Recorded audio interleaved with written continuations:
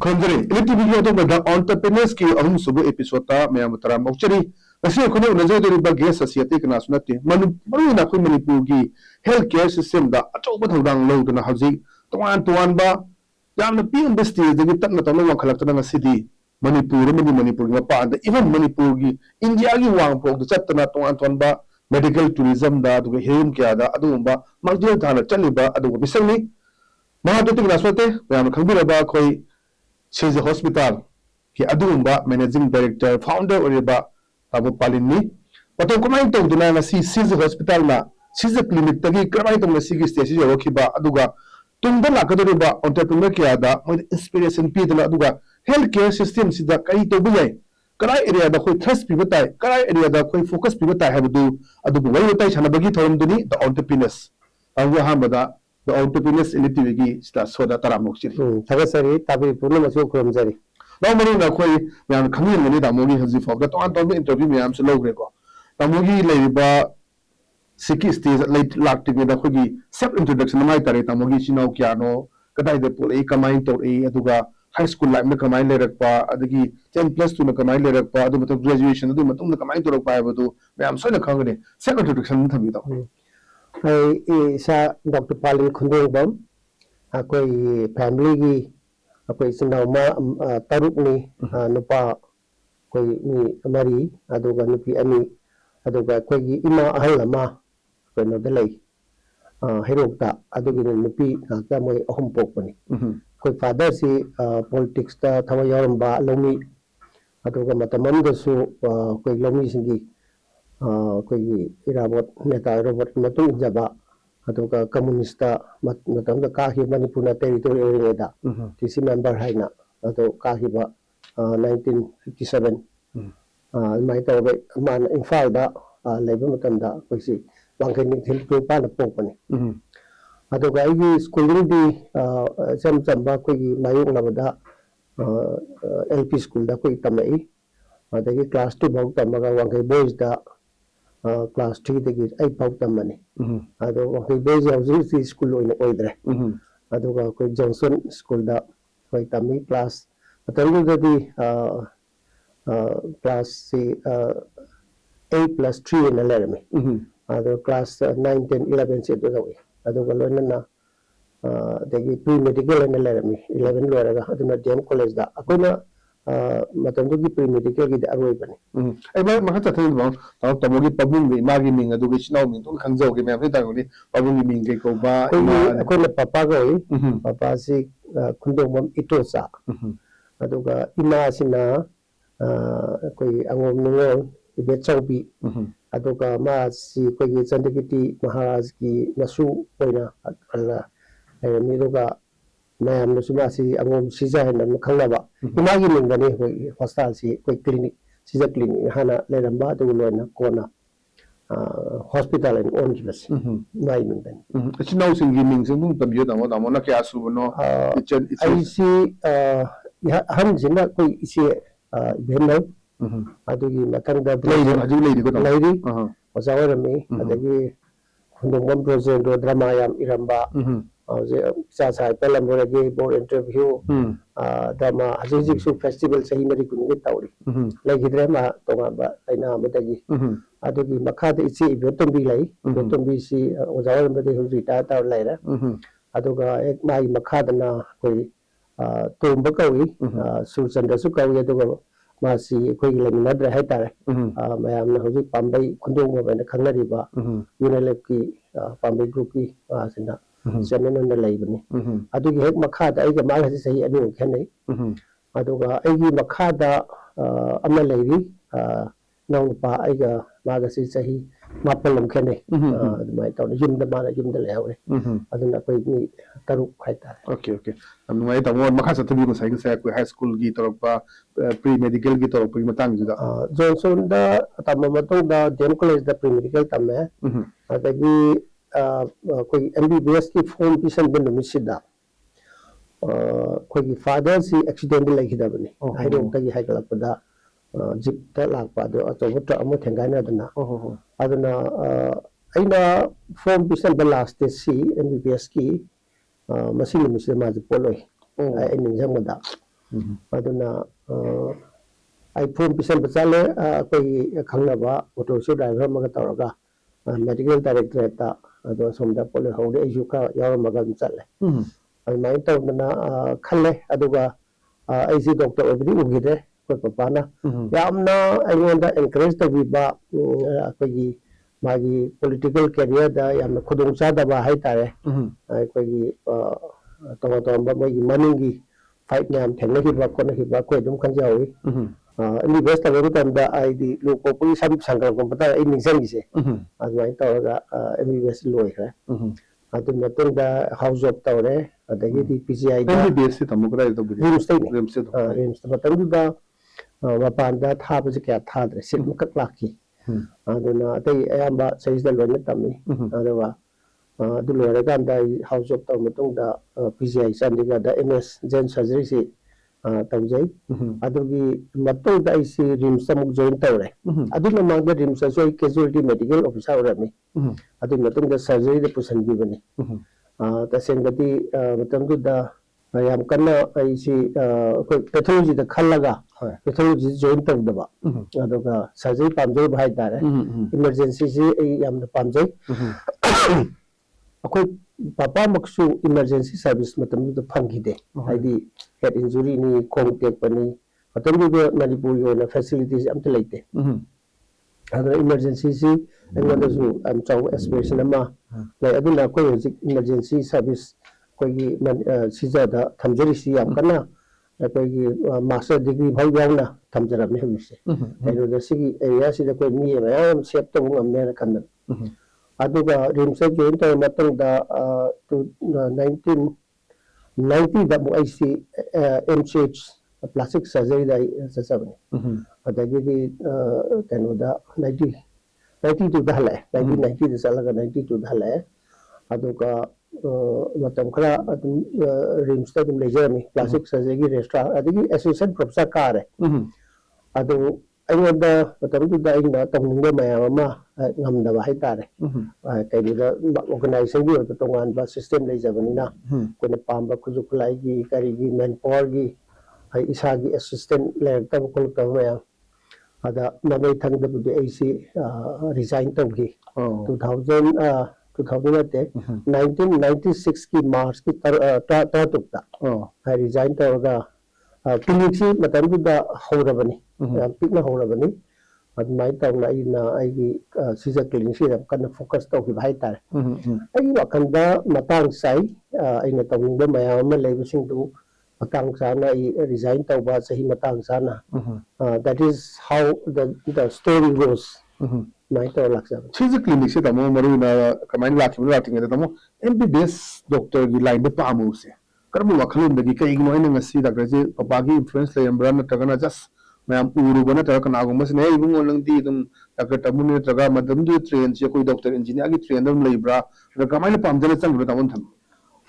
doctor si matam da angak pa kanoni matam da angak respect kami yes aduga ai oina di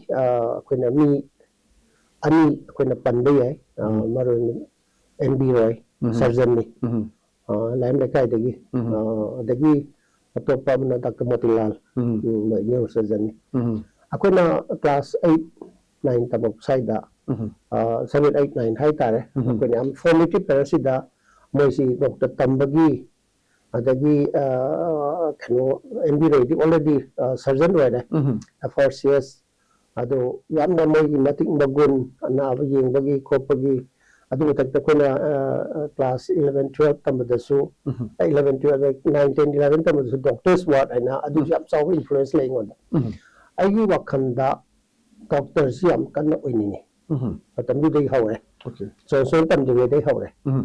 aduga doctor oibusi dasu aigi wanda lay banga oina lejai wakhansi surgeon oibani okay aduna sigi aigi passion jina puraga dum chakhibani aigi wanda haiba subject singsi phangbadusu asu waki de haidare amanda agi apamunu puraga passion nu puraga sakhiba agi honaba mayam dum dum yaujagi haidare amai tawga doctor si leihibani ami bes lor matung dagi surgeon oiba si su dum ai khangi surgeon oiba adu matong super specialty plastic surgery sidamuk ina chachurubani mai taraga doctor means surgeon ai wakan angang ri wakan da examse mai taraga hauji ai say plastic surgeon aduga cosmetic surgeon aduga smile trainer na New York ki NGO oi lakhada partner plastic khoi partner surgeon one su lai sina maram oira da koina cleft lip and palate sigi free da line jabang ba hai tare chathok chasin bhaw yauna kaimta magi post handana tawbasi aingonda yam chawba kogi nungai jab hai tare hoji phawda lising manga gumbagi mathakta yengre operation tawgre Manipur khaknate koi Myanmar da chalaga operation tawri adagi kanoda Kohima da chalaga tawri Manipur da mapan dagi Assam dagi Bihar dagi Tripura dagi atai tai mafam dagi su dum lakpi hai tare koi sum tawi ba thabak su da mayam thajapidana aina overall ai laiba profession as a surgeon, as a plastic surgeon, I'm quite satisfied, and I'm working with a passion. Caesar koi tawam sai bi ko sai design to ki ba am sing sia koi tawna to ni me am su lei ba adu ma gi lei ba organization gi rules and regulation ma gi norms me am lei na tawna Caesar clinic sia ko ta ja ba rim su ki da wadar adu dagi haula aka na masi di masi gi Caesar hospital research center dagi se medical college la pagi jo na tam la sage Caesar clinic hang pe kamaina hor ki damo hoduro pada entrepreneur guy se khanga pa na ta kana tawna ai surgeon mo su surgeon do la kana clinic la khibsi kamai la khibono duga tawna dream do gi ba at one day ai Caesar clinics na ngasi gi Caesar hospital research center si ora kani ga bi dream do gi ba tawna yamna chow yamna pick na hogi ba wakhan ne hai tare matamam da koina MS surgery si lor matung da rim so wak tawing da registrar na koi halakpada koi mana adu gi su koramani da su koramani adu chatle ai di wa da bating da matam di ko yunda ko ba sem yunda ko ba se da ge father no sina ana ba si hena yenge business to ge haraga di kaithin thu ha ba ngai ma hai gi adu bafam du da lai raga di ni sing lak sa bi ai kaithin da di khubak ngai yeng su dum hingi hoi uri yeng su dum hingi ha di koi ni ni san laude adu su ni lak panin da dum mai hing mong ba hai tar uri su ma man tang na te adu su uri yom su dum hingi I would say I want to so tang striking oi gi adagi tanja sida kasing ko di moram khom da yamna pik pharmacy amada nappaga horumbani namin thonde haisi hor tamalgi so proper no price to bugumba adumba masa lokthok pa swelling we care medicine na adugi ikoi senupa haitare siko mana sinba pharmacy da nappaga le yam pik khabas ka mani thadin laga ayonda paw mala ispai tawna pongna bazar da wai hana clinic tawge tawmadagi tawdre ai phamgera na ada ai si kudak pe yeng chali mafam du aina hana leidu di am chawe ada chawai si am chawbu nate ka jaw ma leraga nakanda taptharaga ka masa ma ga laboratory oi ya ba ai yamna excited ada kudak ta koi changna ba na tawni adagidi to high si 1985 ki wari ko hana bonab jana le am dine batamu ko la tera bonab bazar le dini okay okay okay bonab bazar ga 85 ki july gi ari ahum ko foundation na ajik su pathoi da class year se ko 40 years su rabani adu da changi da samga sidai ko gi tasena furniture am leite kuju kulai am leite ado koina matam da lupa amam da hagal passing taran huduk ne hawi ai adagi khujuk lai khar leiba manu partition kha ba kopa singara matam du yam yami yam de duni koina yamna pikna ke do bani adagi koina matam du da pham na ko na ba arrangement su leita ba ada moran gam da ba ina phami ba adagi clinic se si hek thangla ba da zone manufacturer and amale ai ji kaw de hajik ti u gi tre masih carpentry ni bangun tegi aina sofa set ma sole ipa matam dul palisim samwa hadang pi adal pa samwa si piring sim suat bane amai to pura la e adu ma thare yam nuai jare ai di pabam sofa da phaman ba yare lai ba ki nga ba sing si adu lupa kun lo mi adu ga dai da lei si kanoni mina clinic adagi polyclinic nusi polyclinic adagi elite aya mana fees na ran dawe adu ga surgery na ran daw di koi si hospital ahan bu so ram ga in khale na mai taw ga ko si tam na lupa kun lo ga dagi minor operation taw bu sin ne ko advantage adagi maru na matam du da igna clinic hawi bagi paru ba ko ki enthusiasm si su Manipur dagi jibu bo sam chat na ba adi hostel dagi discharge ta lo tu hi ba thaigan te pasi du pu sa ki ba sat tharaga files ki su sakhlak pa adagi ning bi kari loi se sat ba laida akoi su surgeon namu ram mina akoi thaje dan chatli ni habsima akoi do phau hai da akoi ki facility lai dan sat pani aida ko si PGI dai su tongan ba training na su files ki kayo surgery na ma tawe aduga rubber banding aduga to ba ko injection ka kai ga si ko to bu ba hai ta adu gi bau chakhlak pa akena ningjang si MA Chaudhary dubo chape ma gi ko na khang e moi medical college han ba North Central India da han ba le hibni British na khal bu hostel ma da medical college oi hibni aduna maram mar ga si am chalu bu jani ko na bodi ma gi ship tawe joga ma gi kano si center si Guwahati dum la ki wan thaw mari le ga khoi anaba am lai hai ta anaba si aina anaba oi khan ba hai ta ada koina changsel la ga kai ni wai ta bu no hang ne ada ma di sophai bisa thau la ko ne policy je ta ba aina very sorry ta ga de ki di asam ju khalla po de da ya kanna ba na tri ba thằng nào bây giờ mua hàng đô du làm từ từ sofa từ shop bên đó carpentry nó ủ vải carpentry workshop nó ủ vải ni du này làm mà bây hôm bữa này nó không quan trọng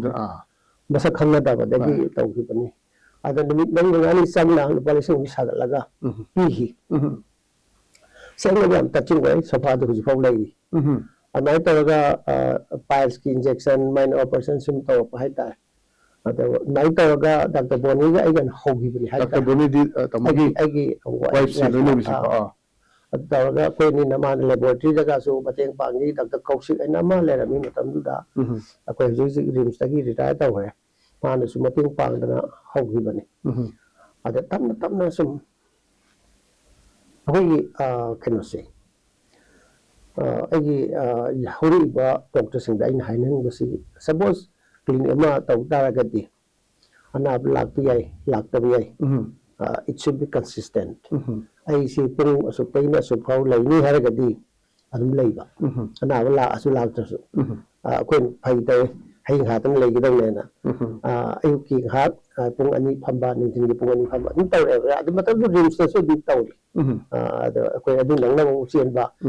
nang ta suina da na ba na mai ta ba aduna si matam su la sat pa da di doctor le mani ha bise si ne ba aduga atopa mana akoi na ama man lai ba na ba se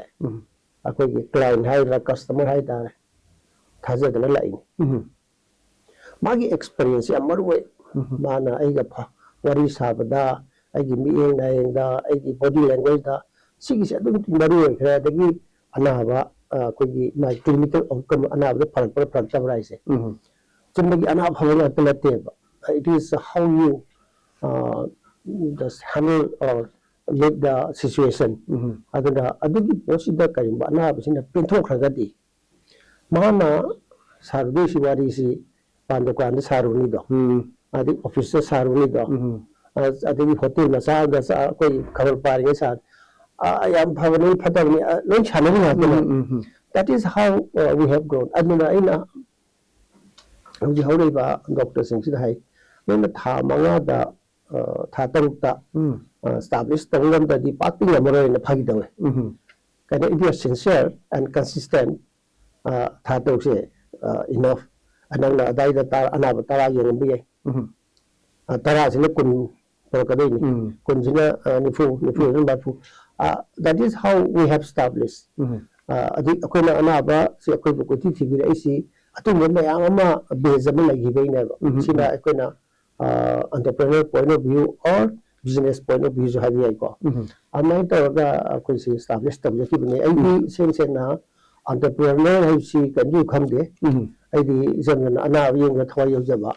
operation to thwa yau jaba amai to ga ji clean se ho ki ba tam di samna ta ba de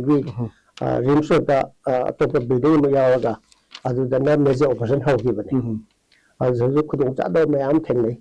ai di khuduk lai yam hapchal ai mathang manipur lai da ba ki whole surgery ERCP to ba stone gi gari ada afan du samna ta ba lang bagi adagi ana thang da bagi theng ana thang da ba ta ba yaw ri siri da thang ko lip lai ta bani na ai ta rem lai ta bani na adugi adagari thang lai ta ba dagi incinerator thambada manam hadu laikai na saurapa gari entang sing hanam hona bada mayam block tawen saurap aduna we started looking for a better place adu yamna pesa pai dana achawa center da city mani da akoina lam lawa sani habju laite matam pesa pai da si khulong jaba amna lai da bi khulong jaba se imphal da lam jile heude bo imphal lai di mayai da ahongba langgol da mayai and it has become advantage eco-friendly ba lamji horizontal expand the bazaar where they can expand also any organization see any enterprise should have the potential for future expansion with the basic pickaba as it like building see kata de ko phangja se horizontal expand the na ko tam to budagi medical policy su lamni ne ai lam daka laina lamasi NMC da daka lai lam 20 acres su lai bunate 14-15 acre po lai adai da hawiya ni na harak badagi khudong cha da sangjing ni ne hari project na city manu lai ta lam si lam phang chu phang hai da anai ta ga khudi la ha bagi khudong cha hai da fa da ho sai na mo yang ko lai bu to ka rim so ta la kil se kamane la ki da mo si je ki se rim so ta la pasi ta se incident ma am thui akoina minor operation di haiba aduga borderline se ina khut leng ba hai ta seng na khut leng ba akoina khare na toksan ba hai ta adai da kan ka da I thok ta na akoi ahi lek yaw ona bazar gis da adagi kan ka da akoi operation di makha sa thang ya da na akoi rim sa ga muk tha ba yaw tongan ba akoi specialist sing da hai sin si ai ikai da ba chop ba bi kan yeng ya de ana ba bi phanami da ko na ai ya tani aduna inconvenience masi thengna re ai khudong cha da se hajik la ibo operation theater da minor operation theater ne meje ta bu ya de adai da balls apparatus pusandana khujuk lai tamna mai bi ta pikpuni na aduna sibi meje operation ta ya ba phamung lai ya ba ama thijina thiba kanda yaru dusari yum saba rim cross ki je saba loshla pada ngai ada koina haina zabani si su ko gi mari mata ama ko gi tampa pategi za ko gi rabot tabi rabot ma ga khangla ba ta yaru dusari se ma ga ta mo ko daga mai ta nga na ba da ya ta na tam da 50,000 deposit tau hai tong yam de 6,000 si bharani abudi G plus 2 khadang lap pirame kona G plus 3 pirapani kwen sum chok thok de hai tar ado 50,000 ji lai ta dana na pau ira ban pe thok pi ni ngai si ado kwen tam singa ki bai mai tau na zathagi bani adagi to floor si wai koi gi yang du se gi father lai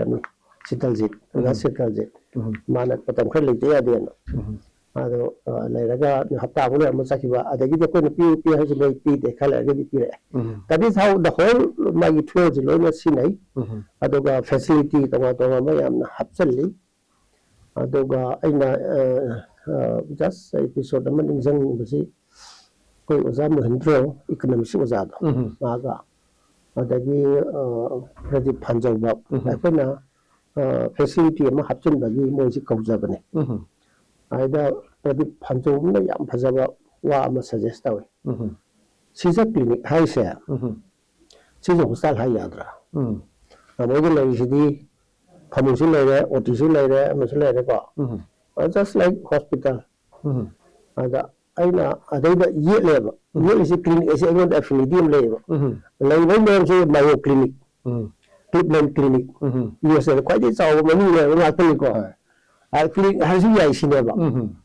I man has India da not Manipur da especially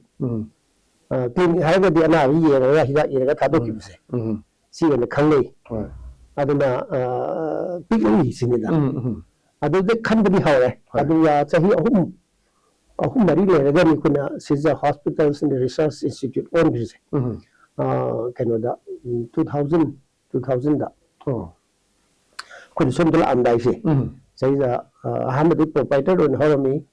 hawgibani adagidi partnership tawre adagidi kuna loan ji chawpa adagi chawthokna khona padadi private limited company on the other high since on the khawam na this अगर doctor तमगा सो commerce की background से लेबि सु नते बा नंग so private limited अदे हजिसी public limited ओलगा कोई होटनरी हाइदारे प्राइवेट लिमिटेड तगी पब्लिक लिमिटेड कददा अकोई रिक्वायरमेंट्स या में अकोई जी तंगनी बथाउ याम सिदादी कोने लोन लाकर केनो तब याते तो शेयर में आजि तौगा अदे कदि कोने तंगनी में आजि तौने I don't know private limited company on him. She's a hospital center research institute. So just why I'm hiding the she's a hospitals yes happen. And the canal will come yes see look for it EBL. Okay, the plural form the era la banana man the same happy intentionally happy. Okay. They multiply to never get intentionally. अखोई सेज hospital से multiply तवकनी अतै मफम दसु तै state दसु फोक संथो गुइना लोंग time दा कोइना खंजरगा हाबजगी बनी सिमा आइना संजनी अदगी कोइना लोगो से डिजाइन तवजबनी लोगो ये कोइना मयाइ द लेबे एस यामना कर्व कोइ डल कर्व हाइदा सिगी एस तगी कोइ दीपक ओइना मैगी ओइना अदे मखादा कंबी द लंगा आइसिना आइस तो ओइखिबनी ado akoy wala is limit ki representing sunrises in the east aduna sunrises adu haribo sakrasi amna su powerful oiba and akoy khansa bhai tare ko the molecular special oiba aduna patawa nga thulaba adagi namna powerful oiba limit oiba aduga we are the leader habagi akoy mera paraga among the satpagi wakhala masu sagat bhai tare that is how logo still maintain tawri hoina how koina rules of the camera design tawse adu mamang dane sorry Shija clinic logo ndane adu tokhoga Shija Hospitals and Research Institute makanda aziki logo si onjagi bane okay yam phajaba jani nu ma dugai am chawba ko gi journalist side da ta mo pradip panjugom gi influence am su kan yaw am na sigi matam da kune SHR siri yaw oi khangna ko si jo zal gi lakpa yam phajaba lakpa hospital har hoda ma am Shija clinic sigala aw Shija clinic ha bi yaw yo kan da hana Shija clinic na ho khibni na ha bi su ti lidra mu ga na ai America da ko gi clinic Mayo clinic se dum yaye ko sai da di adu clinic ha di pick na uye adu gi kano da lai ba clinic ma su pi idana ana hongkong ta ya ta hai ta re I had to change my perception and thought process so hong ta mai ta hong ge chuna langon da la ba gi sri gi sia du kan de hek to go si di matam du lai ba facility do kamai to gi in the year ya no adu ga nasi 2026 year ba ni madu gi journey ma ana da mo na langon da lak pa da holakpada mi si kamay lakpa dum hogibra tamo outskirt ore city da outskirt ore re adu amna dum struggle thingna gi bra kamay do sigi posidi amna khoida nuwa jaba hai tare wali sabata su mi ne su ka hangda ba poni khona keyhole surgery se hapchen ba kan sida Manipur ihan hana yamna koi imagination capturing oi 96 की मे की तारीख अमसिदा तारीख तरा मे की तारीख तरा Says that key whole surgery had been Manipur the Hapson. Upon the Gi Ozala, trained the Dr. Zuninder, myself, Dr. Boniega, Hana training the Salua, Halaga Mosi Purapani. I do the history is Polato I keyhole surgery, this is the future. Aduga, Equinazu, Amtawayana, Honazaba, Aduga, Masi Pam, Handle of Baitare. Adu, Yakana Hone, Adagi, Canal, the Nita, common by the beginning look to PRCP. Sigasi 2000, the Hapton Givery. I might have not been look to Pagin to Gainavagi, Ya, ESW Kana. As it happened, I demands him Hingale. About the poor a him country, Lincoln country, I saw you breakfast, carry hotel, Masi Hinkalapa, at the year crazy. Now we come like the saying and Hardy, equivalent lady, what Zaga say, Sigi opposite side, maybe quarterings and on Sabzarida, plate or not. I think it's side another tumble avenue, quick Kamasanaba. Hamba level Tagana, Tawda Damina, other Nungang complaint away, kerosene Namena. Can not come to the store the store do the give inconvenience side there. Okay, ma'am. I did the Nungang Garias of Toba, Maconium Nuaitaba, Upun Waipun, Katokasin, now Tanguk Tangin,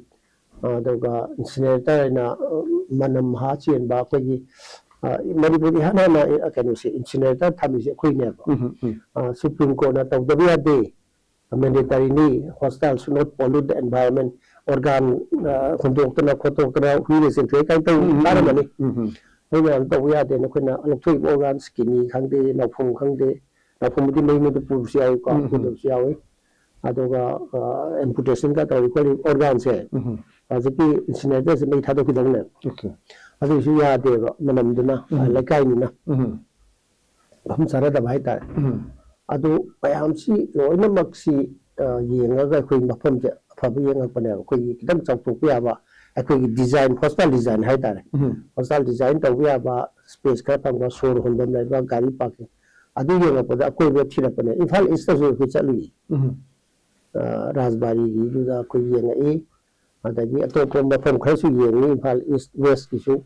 Ada Aquina Labor and Bagi, Satisulaitaba, Adoga, Yamsau from the Haita, says that basically Salem and Namalami, Tasalem, Takuliman, Simbiraga, military tagi, Plosi, Logan, Basic, main building services, military key,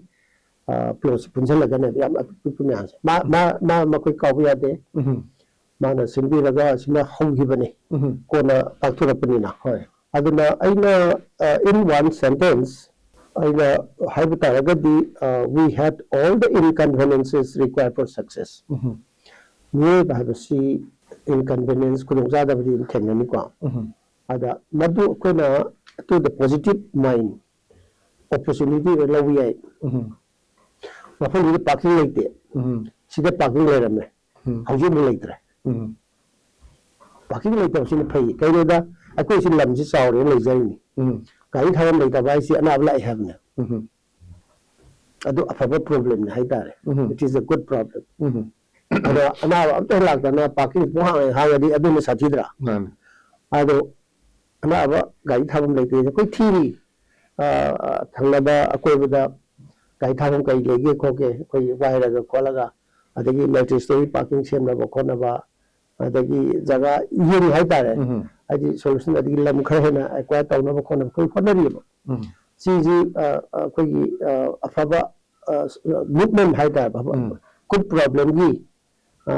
solution Haidare. I quite a good looking, but yeah. I might own journey see. Could have my arm with the issue the luck even had that. That says the she was she my friend Lam Tung Jinko. Sing sings it. Kana told me the country. Ado, I can but I was it my own Mulerame. Onava Mulerame. Rinso the Mulerame. See the lie. Lam Tung from then, I'm a Kanjeva. Lam Tung from Sing Lena, Lam Tung Sing Hana Talamini, a quick doctor, they see my friend is Sapsari and Kaleva. Chum the Brass is Chummy. ꯆꯨꯝꯃꯦꯁꯤ ꯀꯩꯒꯤꯅꯣꯗ ꯁꯤ ꯃꯐꯝꯁꯤꯗ ꯌꯥꯝꯅ eco friendly ꯑꯣꯏ ꯀꯣꯏꯕꯒꯤ ꯕꯦꯛꯗ꯭ꯔꯣꯞ ꯁꯤꯅꯔꯤ ꯑꯗꯒꯤ ꯎ ꯋꯥ ꯍꯧꯔꯤꯕ ꯈꯣꯠꯂꯤꯕ ꯃꯌꯥꯝꯁꯤ ꯂꯩꯔꯦ ꯑꯗꯨꯒ ꯑꯇꯣꯞꯄ ꯑꯃꯅ ꯃꯐꯝꯁꯤꯗ ꯍꯣꯡꯕ ꯃꯇꯝꯗ ꯉꯁꯥꯏ ꯍꯧꯕꯗꯁꯨ ꯍꯥꯏꯕꯤꯒꯦ ꯁꯤꯒꯤꯁꯤ ꯑꯩꯈꯣꯏꯅ ꯁꯥꯕ ꯍꯧꯔꯕ ꯃꯇꯨꯡꯗ ꯂꯣꯏꯔꯝꯗꯥꯏꯁꯤꯗ ꯑꯩꯈꯣꯏꯒꯤ ꯈꯪꯅ ꯆꯥꯟꯅꯕ ꯃꯔꯤ ꯃꯇꯥ ꯂꯥꯛꯑꯦ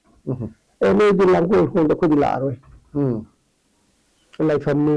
ꯑꯗꯨꯅꯤ ꯑꯗꯥꯅꯤ ꯍꯥꯏꯗꯤ ꯌꯥꯝ ꯗꯤꯁꯇꯦꯟ ꯑꯣꯏꯅ ꯎꯏꯌꯦꯕ ꯃꯐꯝꯁꯦ ꯅꯍꯥꯟꯋꯥꯏꯁꯦ ꯑꯩꯈꯣꯏꯅ ꯑꯉꯥꯡ ꯑꯣꯏꯅ ꯇꯥꯕꯁꯤꯗ ꯑꯩꯈꯣꯏ ꯂꯥꯡꯒꯣꯜꯒꯤꯗ ꯑꯩꯈꯣꯏꯒꯤ ꯃꯁꯥ ꯃꯊꯟꯇꯒ ꯊꯧꯔꯤ ꯌꯥꯜꯂꯒ ꯁꯤꯔꯝꯕ ꯀꯥꯡꯕꯨꯁꯤꯡꯗꯨ ꯁꯤꯗ ꯍꯨꯟꯗꯣꯛꯅꯩ ꯑꯗꯨꯝ ꯇꯥꯏ ꯑꯩꯈꯣꯏꯁꯨ ꯈꯪꯗꯕꯅ데 ꯑꯗꯨꯁꯨ ꯑꯩꯈꯣꯏꯅ ꯌꯥꯝꯅ ꯑꯍꯣꯡꯕ ꯌꯦꯡꯉꯒꯁꯨ ꯂꯧꯈꯤꯕ ꯍꯥꯏꯇꯥꯔꯦ it has become a blessing ꯑꯗꯩꯗ ꯑꯩꯅ ꯑꯖꯤꯠ ꯏꯔꯣꯝ ꯃꯔꯤꯌꯥ ꯃꯟꯇꯦꯁꯣꯔꯤꯁꯤ ꯍꯥꯟꯅ ꯃꯣꯏꯔꯥꯡꯈꯣꯝꯗ ꯍꯧꯔꯝꯃꯤꯅ ꯑꯩꯈꯣꯏꯅ ꯃꯥꯏ ꯀ꯭ꯂꯤꯅꯤꯛꯇꯣ ꯑꯩꯈꯣꯏ ꯂꯩꯔꯝꯕ ꯀ꯭ꯂꯤꯅꯤꯛꯇꯣ ꯃꯥꯒꯤ ꯍꯦꯛ ꯑꯣꯄꯣꯖꯤꯠꯅꯦꯕ ꯑꯗꯨ ꯃꯥꯁꯦ ꯃꯔꯤꯌꯥ ꯃꯟꯇꯦꯁꯣꯔꯤ ꯍꯧꯔꯦ ꯑꯗꯒꯤꯗꯤ ꯃꯣꯏꯁꯤ ꯀꯣꯏꯔꯤꯉꯩꯗ ꯍꯣꯡꯈꯤꯕꯅꯦꯕ ꯍꯣꯡꯉꯒ ꯌꯥꯝ ꯐꯖꯅ ꯐ꯭ꯂꯣꯔꯤꯁ ꯇꯧꯔꯦ ꯃꯉꯣꯟꯗ ꯌꯥꯝ ꯐꯖꯅ ꯑꯩꯅ ꯍꯪꯉꯦ ꯃꯥꯒꯤꯁꯦ ꯑꯦꯛꯖꯥꯝꯄꯜ ꯑꯃꯅꯦꯕ ꯑꯩꯈꯣꯏ ꯂꯩꯔꯤꯕ ꯖꯔꯅꯤꯁꯤꯗ ꯍꯣꯡꯕꯗ ꯀꯔꯤ ꯐꯥꯎꯒꯦꯅ ꯑꯩꯈꯣꯏꯁꯨ ꯌꯥꯝ ꯀꯤꯔꯝꯃꯤ ꯍꯥꯏꯗꯤ ꯑꯁꯤ ꯃꯣꯏꯔꯥꯡꯈꯣꯝꯗꯒꯤ ꯃꯌꯥꯝꯅ ꯏꯖꯤꯂꯤ ꯑꯦꯁꯦꯁꯤꯕꯜꯅꯤꯗꯣ ꯑꯁꯣꯝꯗ ꯍꯣꯡꯀꯥꯟꯗ ꯃꯤꯁꯤ ꯂꯥꯛꯄꯤꯒꯗ꯭ꯔꯥ ꯗꯤꯁꯇꯦꯟꯁꯀꯤ ꯀꯔꯤꯒꯤ ꯑꯗꯨꯒꯤ ꯑꯗꯥꯒꯤ ꯑꯗꯨꯕꯨ ꯑꯐꯕ ꯔꯤꯄꯨꯇꯦꯁꯟ ꯑꯃ ꯄꯨꯔꯒ ꯆꯠꯂꯒꯗꯤ ꯑꯗꯨꯝ ꯏꯟꯅꯔꯛꯑꯦ ꯂꯥꯛꯑꯦ ꯍꯥꯏꯕꯅꯦ ꯑꯗꯨ ꯇꯥꯕꯗ ꯈꯤꯇꯪ ꯌꯥꯝꯃꯦ ꯑꯩꯈꯣꯏꯁꯨ ꯌꯥꯔꯤꯉꯩ ꯍꯣꯠꯅꯖꯩ ꯒ꯭ꯔꯣꯠꯁꯤ ꯂꯩꯔꯦ ꯒ꯭ꯔꯣꯠꯁꯤ ꯄꯨꯔꯒ ꯂꯥꯛꯄꯅꯤ ꯑꯗꯨꯝ ꯊꯤꯕ ꯂꯥꯛꯑꯦꯕ ꯑꯗꯨꯃꯥꯏꯅ ꯇꯧꯔꯒ ꯑꯩꯉꯣꯟꯗ ꯑꯍꯥꯟꯕꯗꯗꯤ ꯈꯤꯇꯪ ꯁꯥꯖꯜꯂꯨꯔꯝꯃꯤ ꯑꯗꯨꯁꯨ ꯃꯔꯛꯁꯤꯗ ꯑꯀꯤꯕ ꯐꯥꯎꯕ ꯍꯥꯏꯇꯥꯔꯦ ꯀꯃꯦꯟ ꯂꯥꯛꯄ ꯑꯩꯈꯣꯏꯅꯁꯨ ꯈꯜꯂꯨꯕꯗ ꯑꯗꯣ ꯃꯃꯩ ꯊꯪꯗꯗꯤ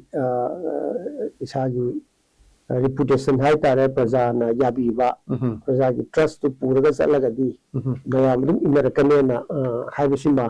आई इसागी द थोइबसिमा अतै तै थोइ मयाम सु लोइना येंगा दिस इज आल्सो ट्रू अमाइ तौगा सि होमखिबनी अदुइ मतुंगदा लमजी अकोइ बद लैसि फौ थुइ थोक्ते तौना अकोइ नक्नबनिना यामना अकोइ वली लेमदा हाइतारे योंगे सु सित्तब जगाने होय अदा कोई दा का होंग पिथोरपदगी पाक्तुखिबने हाइतारे अमुक्सी अदो अमाइ तौगा अकोइना लोइनसु लहोंगमदे मतमदगी लिमिटेशन खुलाई लेगदरा लंबु लेगदरा होय अदा खुलाई लेबिसु मरु है अकोइना युम हेक सादगै खुलाई लेबिरोंदे कन्न चंसलिसे अदो अमाइ तौगा जर्नी सुमाइना लाकी अदुगा कोरोना मनुदने याम चाउबा इशू खरा अकोइगी इनकन्वीनियंस अयाम अमा अकोइना थेंगनबा हाइतारगदी हाईवे से मिनिट चामा थेंगिबे मयाम निजंगमने मा तौगा अदुदा ऑक्सीजन पुसलपुसु यादे अदा अकोइना गाड़ी से तव बीते रोदे तव सिलचर दे लवो ऑक्सीजन से मणिपुर ऑक्सीजन सुंगदे होजिकी ऑक्सीजन सुंगम मयाम लेरे खुजु सुंगे अदा असोमदगी ऑक्सीजन जे औत्रिगैदा ऑक्सीजन सी लसलाबा आईसीयू दे लेबा सी ऑक्सीजन वेंटिलेटर तव चंगिनिदो अदना in another few hours oxygen से लेखरने अनाब टेबल सीदोइने फमुंदा बेटा आईसीयू बेटा सिगांसिदा कोना वेंडर डॉक्टर जगन जगैगा हिंसिदा वेंडर से उना बसाले ऑक्सीजन वेंडर अदो पियो नाइ विद सम कंडीशंस खा रिलेक्टेंटली है तारे अखोइसु यारगै खोइबगा जमानारे है तारे होय अदो तौरगा ऑक्सीजन सिलिंडर अनि किरे बी टाइप ने अब साब जादो अदोगा छम्मे नाइ तौरगा सर्विस तौरे अखोइ अदो फ्यू आवर्स की वारी निको अदगी लाइव फदना जकी कोई गाड़ी से थुंगबने गाड़ी से जो खर डिले तौरे कोई प्लान तौबदगी खितंग डिले तौना माइ तौरगा यामना किम चादबा म थेंनगी अदुगी मतुंग दने कोई ऑक्सीजन प्लान की कांसेप्ट अमा एनिसी थाजलिस अदुगी इनकन्वीनियंस तुना मरम ओरगा कोई मणिपुर इहान हान बे ऑक्सीजन प्लान से लेग्रे पीपीपी मोनिको लम कोन पुथोगनी एनिसीना अदुगा मणिपुर गवर्नमेंट फंडिंग तौरगा साबने हजि जनरेट तौरिबा जिनु की कोई ऑक्सीजन सप्लाई तौरी rims ki tawri atai director ji kari ki tawri hauji yamna su hogna hai tare mayam reasonable rate ta adagi atopa mana koina thengna ki bada corona se lakpasi yam kinai akoi thawai bada amalai bada mayam si terror ne ada koi da su marak marak lakpasi hore ba ada koina ubada atai country sing da atai state da khoi ba mong du yang di Manipur da su soidana oida ane se koina margin taw hai ta adagi di 2 lakh 3 lakh 4 lakh sum detect taw ko dagi mayam si sathi re adagi di akoina government da CM ije akoi ji covid hostel on thok biro covid hostel se matam du yam dri aduga non covid sin yame pasa la isidi non covid dai ne khoi di matam du da adu su khoi biara ro ji khange kai ne da covid ama lai bada non covid sam to saming de matam du da kiye ba para untouchable ki film da ai fa building sabul islam de kogi bengke lawaga somna mamang lomde ma changbe ba agi mani lomde ma changbe ba leisi tagi ani thokna sanghom ji tawraga covid ki area ma non covid ki area ma tawraga ani si pun bane adu covid ne sum hanjalak sum ma we tang di covid na 2/3 of the bed se occupy tawre ICU di practically loin lawre however we have treated the highest number of covid patient ICU patient adagi phamu si chandadana chande or anu hai hai na purakna kizuri da na sibiya ado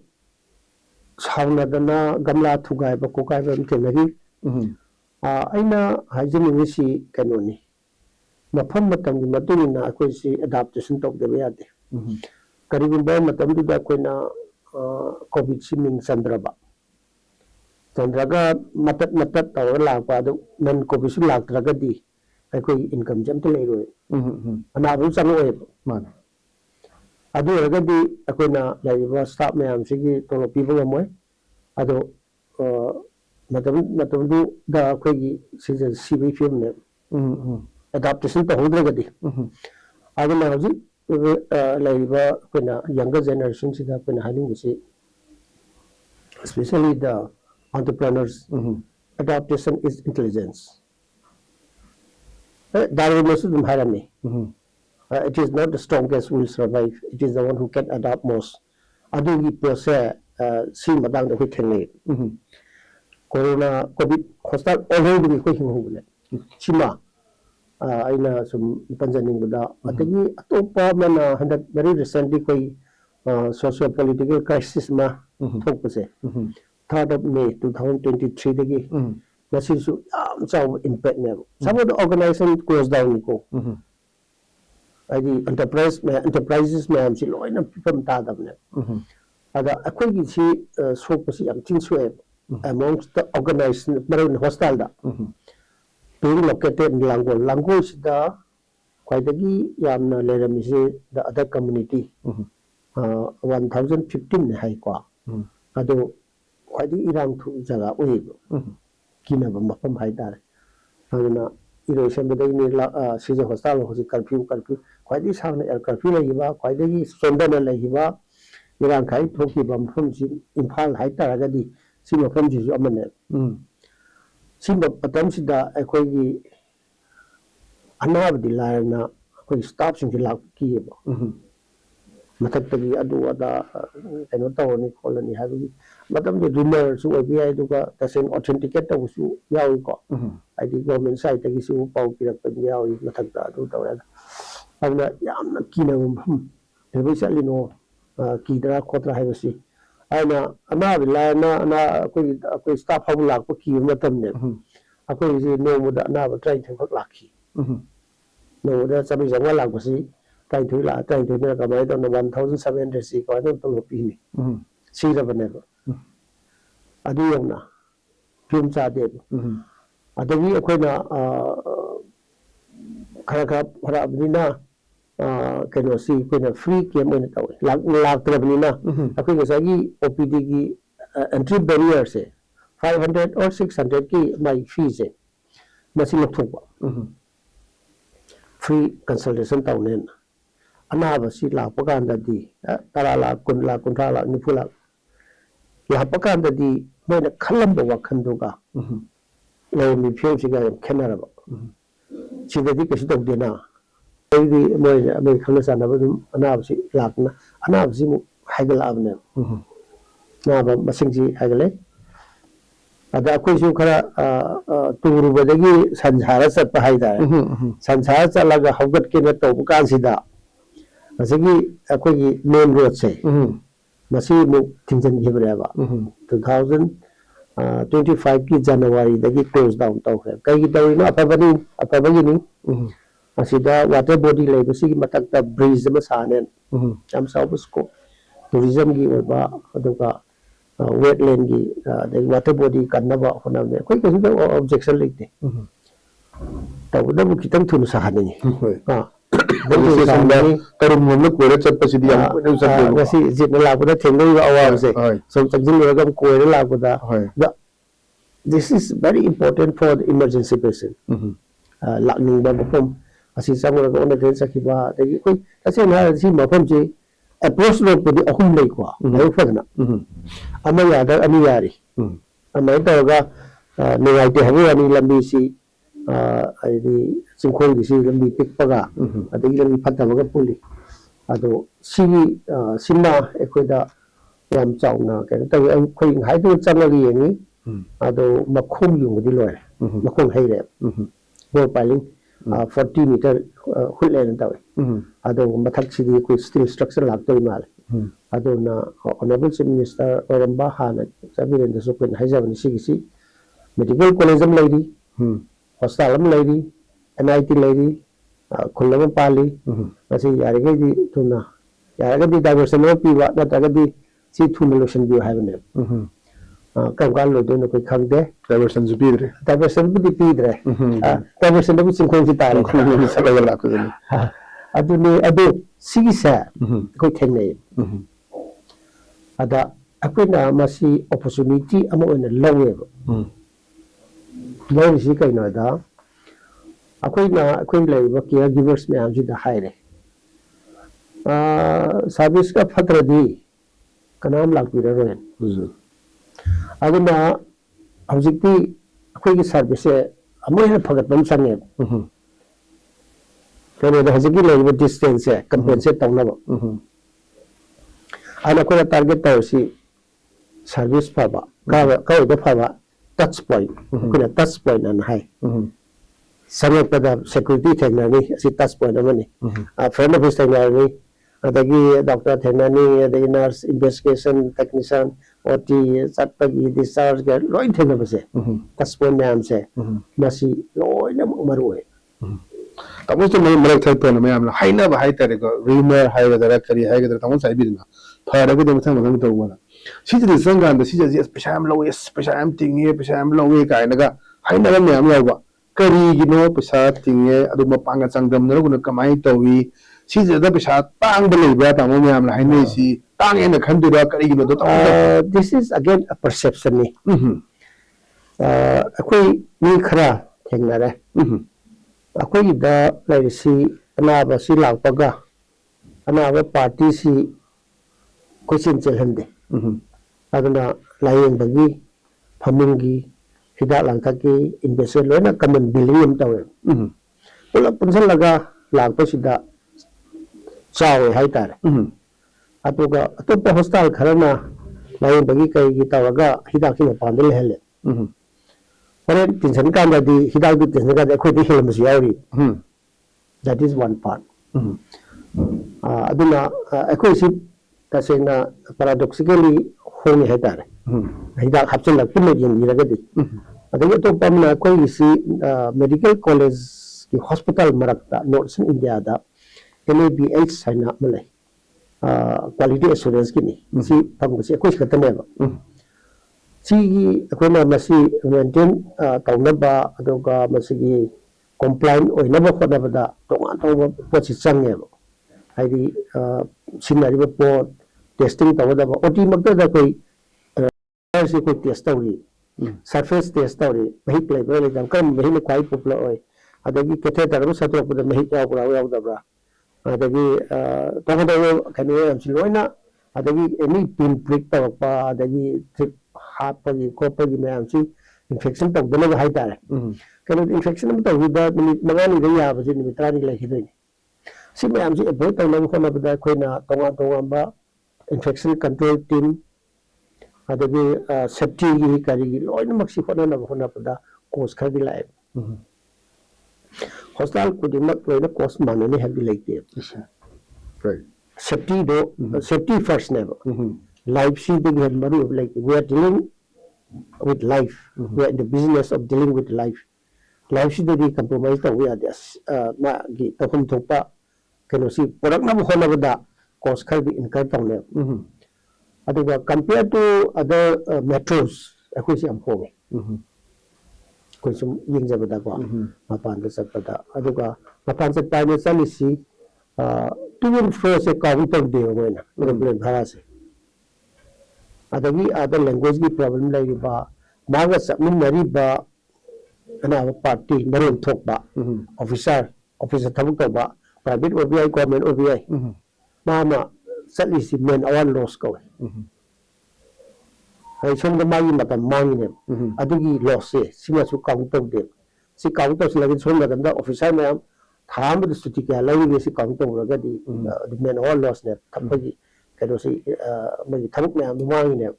si me am loin hapsal laga di yamna costly oe aduga akoina foreign ga mu yeng na ro ga di akoi ki kidney transplant me am da gi tawki Bangkok is about no masani Mandalay dagi. Asom the budget si 60 lakhs 60 lakhs Indian currency da. Adagi di pausi sum Shija ka wam lai kidney transplant tawi ta badagi. Koi se lakhi ba khangna ba kang bu ran purak pa hai tare. Adoga machina pi bani. Ado 6 lakhs ka changki 1/10 of the cost. Ado adagi metik me harau khre aduga they could save lot of money adu national news me oidna somda yamgonda Mandalay da phongi adu matumda amasu lakhe na ise kamuna thina lakke da Mandalay dagi Kolkata paire Kolkata di Imphal la layeng ne aduga magi clearance su Kolkata tawba magi consul general magi leisure ba mai embassy leising se ko sai ji leitam ni na haita amai tawra lak pasu ya serious oida bani ko ai Manipur si yamna phajaba mafam am oiramam ne akoina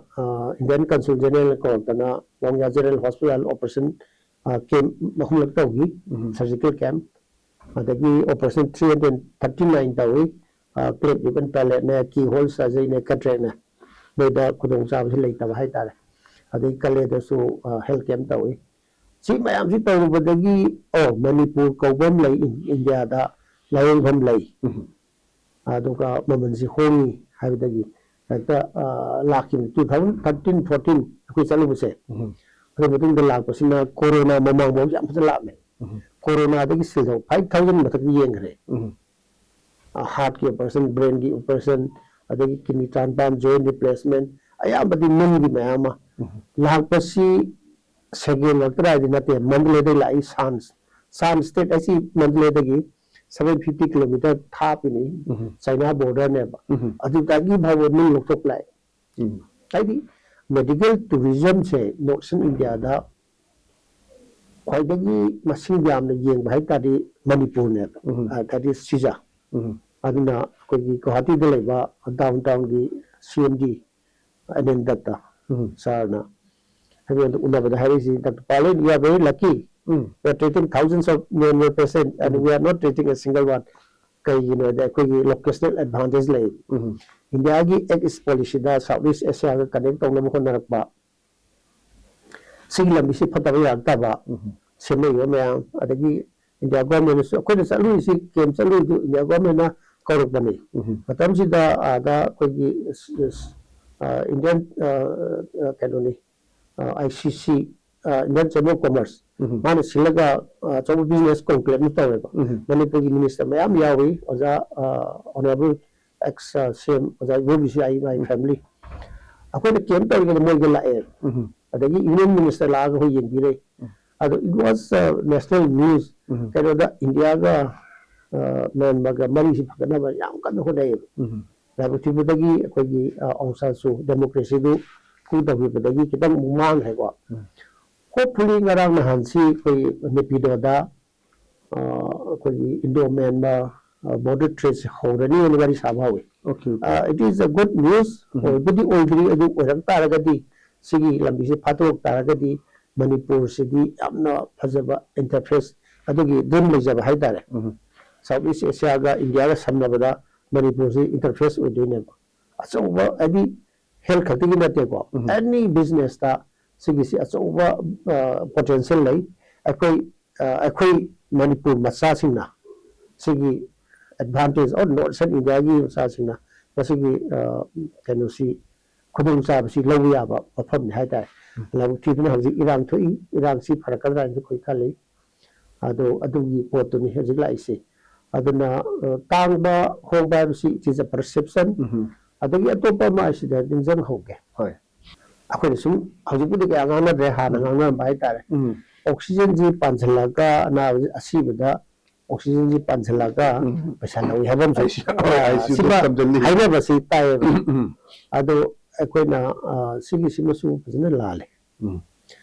ꯑꯩꯈꯣꯏꯅ ꯑꯅꯥꯕꯁꯦ brain date ꯍꯥꯏꯅ ꯂꯩ ꯑꯗꯒꯤ ꯍꯥꯔꯠꯇꯤ ꯆꯣꯡꯉꯤꯕ ꯂꯪꯁꯨ ꯐꯔꯤꯕ ꯏꯁꯤꯡ ꯆꯠꯂꯤꯕ kidney ꯐꯔꯤꯕ ꯍꯥꯔꯠꯁꯤ ꯑꯗꯨꯝ ꯎꯅꯦꯕ ꯁꯤꯁꯤꯗ ꯑꯗꯣ ꯑꯩꯈꯣꯏꯅ ꯅꯦꯠꯂꯒ ꯍꯥꯠꯄ ꯌꯥꯗꯦ ꯏꯟꯗꯤꯌꯥꯗꯗꯤ ꯍꯧꯖꯤꯛ ꯏꯁꯇꯦꯅꯦꯁꯤꯌꯥ ꯍꯥꯏꯁꯦ ꯕꯦꯁꯤꯀꯂꯤ ꯌꯥꯗꯦ ꯏꯚꯟ ꯅꯥꯕ ꯄꯥꯔꯇꯤꯅ ꯀꯩꯅꯣ ꯇꯧꯔꯣ ꯍꯥꯏꯕꯐꯥꯎ ꯌꯥꯗꯦꯕ ꯁꯤꯒꯤꯁꯦ ꯑꯗꯣ ꯑꯩꯈꯣꯏꯅ ꯃꯣꯏꯁꯦ ꯆꯪꯍꯜꯂꯒ ꯌꯦꯡꯉꯨ ꯃꯤꯍꯨꯟꯁꯤ ꯌꯦꯡꯉꯨ ꯏꯁꯤꯖꯤꯁꯤ ꯌꯦꯡꯉꯨ ꯑꯗꯨꯒꯤ ꯄꯣꯠꯁꯤ ꯇꯧꯔꯀꯥꯟꯗꯗꯤ ꯇꯨꯃꯤꯟ ꯂꯩ ꯑꯗꯨꯒ ꯃꯥꯁꯤ ꯌꯥꯔꯔꯣꯏ ꯍꯥꯏꯔꯕ ꯃꯇꯨꯡꯗ ꯑꯣꯛꯁꯤꯖꯦꯟ ꯄꯥꯜꯂꯒ ꯁꯨꯝ ꯂꯩꯕꯁꯦ ꯀꯅꯥꯒꯨꯝꯕ ꯐꯦꯃꯤꯂꯤ ꯈꯔꯗꯤ ꯃꯆꯥ ꯊꯣꯛꯂꯛꯀꯗꯧꯔꯤ ꯅꯨꯃꯤꯠ ꯅꯤꯅꯤꯗꯪ ꯍꯨꯝꯅꯤꯗꯪ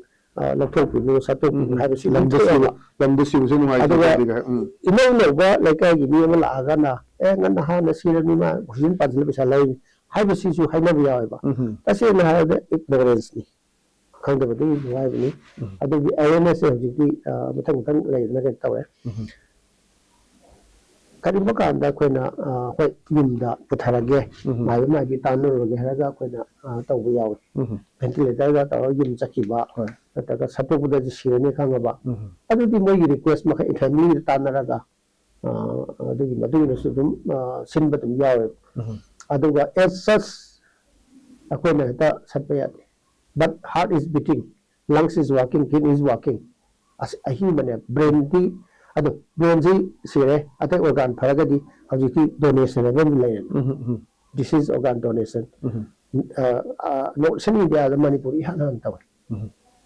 ꯑꯗꯨꯁꯨ ꯌꯥꯝꯅ ꯀ꯭ꯔꯥꯏꯁꯤꯁ ꯀꯜꯂꯤꯉꯩ 2023ꯗꯅꯤ ꯑꯥꯒꯁꯇ ꯖꯤꯅꯤꯝꯁꯀ ꯁꯤꯖꯒ ꯄꯨꯜꯂꯒ ꯑꯗꯒꯤ ꯃꯔꯤ ꯁꯨꯔꯦ ꯑꯀꯣꯟꯕꯩꯁꯤꯗꯤ ꯑꯩꯈꯣꯏ ꯁꯤꯗ ꯂꯩꯈꯤꯗꯕ ꯁ꯭ꯇ꯭ꯔꯣꯛꯄꯁꯤꯗ ꯑꯉꯥꯡꯅꯤ ꯔꯦꯗꯤꯑꯣ ꯇꯥꯕꯗ ꯁꯨꯃꯥꯏꯅ ꯇꯧꯅ ꯇꯧꯕ ꯌꯥꯏ ꯍꯥꯏꯕꯗꯒꯤ ꯃꯥꯁꯤ ꯄꯤꯅꯤꯡꯉꯤ ꯈꯣꯠꯅꯤꯡꯉꯤ ꯍꯥꯏꯕ ꯈꯔ ꯂꯩꯔꯒ ꯁ꯭ꯇ꯭ꯔꯣꯛ ꯇꯧꯕꯅꯦꯕ ꯋꯥꯟ ꯇꯥꯏꯝ ꯕ꯭ꯂꯤꯗ ꯇꯧꯔꯒ ꯑꯩꯈꯣꯏꯗꯒꯤ ꯑꯣꯔꯒꯥꯟꯁꯤ ꯀꯤꯗꯅꯤ ꯑꯅꯤꯃꯛ ꯂꯧꯏ ꯑꯃꯅ ꯖꯤꯅꯤꯝꯁꯇ ꯆꯠꯈ꯭ꯔꯦ ꯑꯃꯅ ꯑꯩꯈꯣꯏꯗ ꯇꯧꯍꯧꯔꯦ ꯑꯗꯨꯃꯥꯏꯅ ꯇꯧꯔꯒ ꯃꯔꯤ ꯁꯨꯈ꯭ꯔꯦꯀꯣ ꯑꯁꯥꯝꯒꯤꯗꯤ 2024ꯗ ꯇꯧꯈꯤꯕꯅꯤ ꯑꯩꯈꯣꯏꯅ ꯍꯥꯜꯂꯦ ꯍꯥꯏꯇꯥꯔꯦ ꯑꯗꯨꯒ ꯑꯩꯈꯣꯏꯅ ꯁꯤꯗꯩꯁꯤꯗ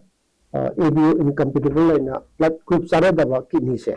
ꯇ꯭ꯔꯥꯟꯁꯄ꯭ꯂꯥꯟꯠ ꯇꯧꯕꯁꯦ ꯑꯩꯈꯣꯏꯅ ꯏꯍꯥꯟ ꯍꯥꯜꯂꯦꯕ ꯅꯣꯔꯠꯁꯟ ꯏꯟꯗꯤꯌꯥꯗ ꯁꯤꯅ ꯁꯨꯝ ꯇꯦꯛꯅꯣꯂꯣꯖꯤꯒꯤ ꯋꯥꯔꯤꯅꯤꯀꯣ ꯑꯩꯈꯣꯏꯅ ꯍꯣꯠꯅꯖꯕ ꯑꯩꯈꯣꯏꯒꯤ ꯗꯣꯛꯇꯔ ꯃꯌꯥꯝ ꯂꯩꯔꯤꯁꯤꯡꯅ ꯃꯣꯏ ꯁꯤꯟꯁꯤꯌꯔꯂꯤ ꯃꯣꯏꯒꯤ ꯅꯣꯂꯦꯖ ꯏꯝꯄ꯭ꯂꯤꯃꯦꯟ ꯇꯧꯅ ꯑꯩꯈꯣꯏꯒꯤ ꯄ꯭ꯂꯦꯠꯐꯣꯝ ꯑꯃ ꯄꯤꯕꯅꯦ ꯑꯗꯨ ꯇꯧꯔꯒ ꯇꯧꯕ ꯑꯩꯈꯣꯏꯒꯤ ꯍꯧꯖꯤꯛ ꯁꯦꯟꯇꯔ ꯑꯣꯐ ꯑꯦꯛꯁꯂꯦꯟꯁ ꯗꯤꯄꯥꯔꯠꯃꯦꯟ 9ꯅꯤ ꯂꯩꯔꯤꯁꯦ ꯇꯣꯉꯥꯟ ꯇꯣꯉꯥꯟꯕ ꯀꯩꯅꯣꯁꯤꯡꯗ ꯁ꯭ꯄꯦꯁꯦꯂꯤꯇꯤꯁꯤꯡꯗ ꯍꯥꯏꯔꯤꯁꯤꯡꯁꯤ ꯑꯩꯈꯣꯏꯅ ꯅꯣꯔꯠꯁꯟ ꯏꯟꯗꯤꯌꯥꯗ ꯑꯩꯈꯣꯏꯅ ꯎꯠꯆꯕ ꯉꯝꯕ ꯍꯥꯏꯇꯥꯔꯦꯅꯦ ꯌꯥꯝꯅ ꯐꯖꯅ ꯂꯥꯛꯑꯕꯅꯤ ꯃꯅꯤꯄꯨꯔꯁꯦ